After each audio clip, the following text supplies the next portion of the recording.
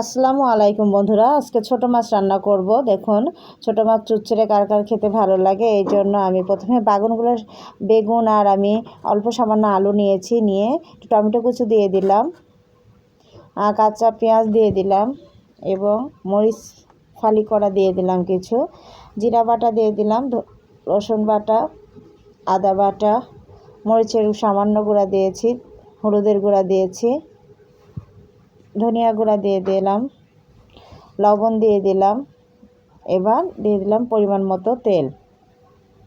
এবার এটাকে সুন্দর করে মাখিয়ে চকিয়ে দিব। এভাবে কে কে ছোটো মাছ চুচড়ি করে খান?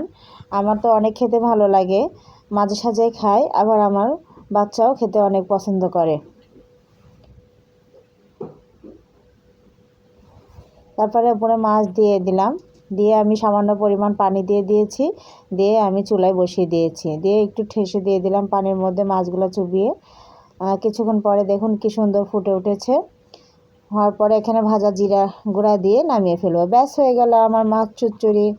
সবাই ভালো থাকবেন, সুস্থ থাকবেন এবং সাবধানে থাকবেন। ধন্যবাদ সবাইকে।